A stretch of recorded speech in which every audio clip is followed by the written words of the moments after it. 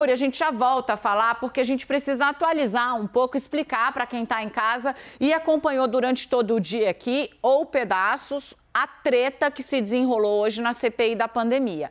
A CPI pediu ao Supremo Tribunal Federal que condene o suposto lobista, apontado pela CPI como lobista, Marconi Faria, por litigância de má-fé. Ele, de novo, é apontado como uma pessoa que transitava para beneficiar a Precisa Medicamentos. O Kenzo Matida vai explicar para a gente por que deu todo esse rolo com esse personagem. Kenzo. Dani, o depoimento de Marconi Faria na CPI estava marcado então para acontecer hoje, mas aí ele não compareceu. Por conta disso, os senadores também enviaram um pedido de condução coercitiva e de apreensão do passaporte dele. A gente vai girar com a nossa reportagem agora, vai conversar com a Raquel Vargas, que vai trazer todos os detalhes sobre esse assunto. E mais cedo, inclusive, a Raquel subiu uma matéria no site ali falando da relação do Marconi com a família Bolsonaro, com a ex-mulher de Bolsonaro e também com o filho 04 ali do presidente Jair Renan. Não é isso, Raquel? Conta mais os detalhes pra gente. Boa tarde, bem-vinda. Olá, vamos lá, Kenzo. Boa tarde para você, para a Dani, para quem nos acompanha. Tudo isso que você falou, Kenzo, pedido de apreensão de passaporte, condução coercitiva, é uma reação, um reflexo da ausência de Marconi na CPI da pandemia hoje, já que o depoimento dele foi mantido, mesmo ele apresentando um atestado médico à comissão parlamentar de inquérito. Vamos voltar um pouquinho no tempo para entender isso. Ele apresentou esse atestado dizendo estar com dores pélvicas, mas o médico que concedeu este documento procurou a CPI e disse que notou ali uma certa simulação, encenação de Marconi e, portanto, queria cancelar esse atestado médico. A CPI, portanto, manteve, então, o depoimento dele mantido para essa quinta-feira, mas ele não apareceu. E o presidente já tinha avisado, ou ele vem por bem ou debaixo de vara, que é a condução coercitiva. A CPI, ela tem poder de polícia, ela pode efetuar essa condução na análise ali da cúpula da CPI, os senadores Randolfo Rodrigues, o presidente Omar Aziz e o relator entendem isso, mas eles preferiram ser mais cautelosos nesse caso e acionaram o Supremo Tribunal Federal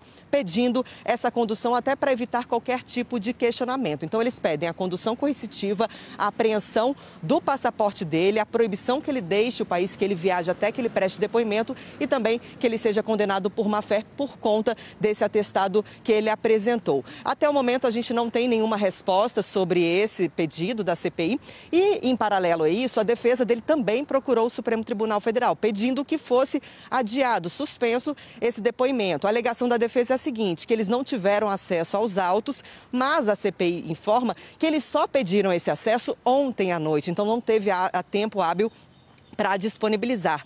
E, além disso, pede também que o Supremo considere investigado, porque aí, neste caso, se ele vier à CPI, ele não precisa falar a verdade, não precisa se comprometer a dizer a verdade aos senadores da CPI da pandemia. O fato é, ninguém sabe onde está Marconi. Eu estive em 2 endereços dele, em um dos endereços cheguei a interfonar, o porteiro verificou o carro dele não estava na garagem e, por enquanto, os senadores aguardam uma resposta do Supremo Tribunal Federal. Quem vai decidir sobre essa questão é a ministra Carmen Lúcia. Claro que a gente segue acompanhando daqui. Qualquer novidade, eu volto com vocês. Raquel, importantíssima a apuração que você trouxe hoje pela manhã, porque mostra o tamanho dos tentáculos que esse Marconi, aí por dever de ofício a gente vai bater uma bolinha aqui. Hoje eu recebi contatos de pessoas que estão ali perto desses alvos da CPI. Primeiro, muita crítica ao estilo mais agressivo da CPI, que tem na linha de frente parlamentares que foram eles próprios alvos de investigação e que criticaram profundamente o que é chamado ali de criminalização da política. Uma ala desses aliados diz que hoje, com o chicote na mão, os parlamentares estão fazendo aquilo que criticavam antes na Lava Jato.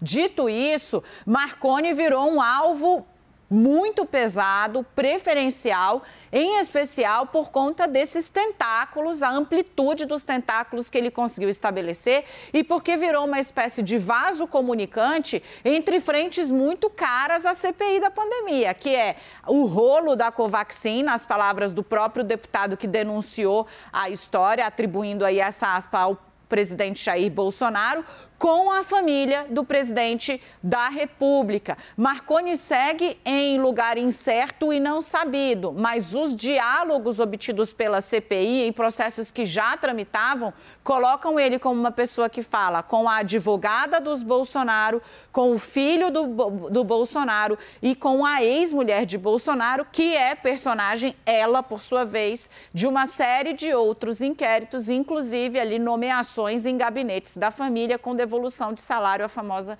rachadinha. Raquel.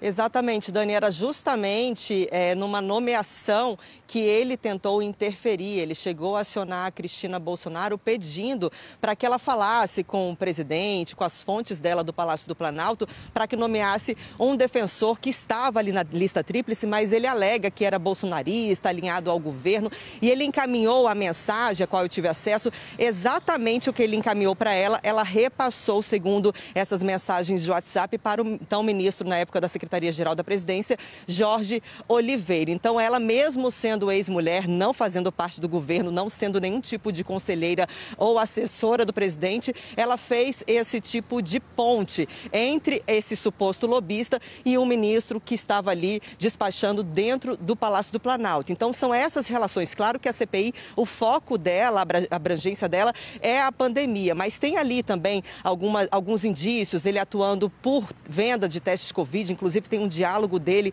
em que ele conversando com uma outra pessoa, eles negociam na licitação colocar o menor preço, que essa é a forma de ganhar a licitação, ou seja, falando sobre o passo a passo, a melhor forma de vencer a licitação do Ministério da Saúde. E agora o que chama a atenção da CPI e eles querem saber é essa atuação dele como lobista da Precisa Medicamentos, que foi a empresa que entrou no alvo, uma das principais linhas de investigação da Comissão Parlamentar de Inquérito. Então eles querem saber como foi a atuação de Marconi, que, como você disse, tem uma série de relações que chegam próximo ao presidente da República, que é o filho mais novo dele, ele que dessas mensagens também, Marconi teria ajudado o Jair Renan a abrir a empresa dele, que hoje, inclusive, é investigada pela Polícia Federal, a abertura dessa empresa. Então, são várias relações que levam ele ao centro do poder e por isso que a presença dele é tão importante, é vista como fundamental na CPI da pandemia. Dani.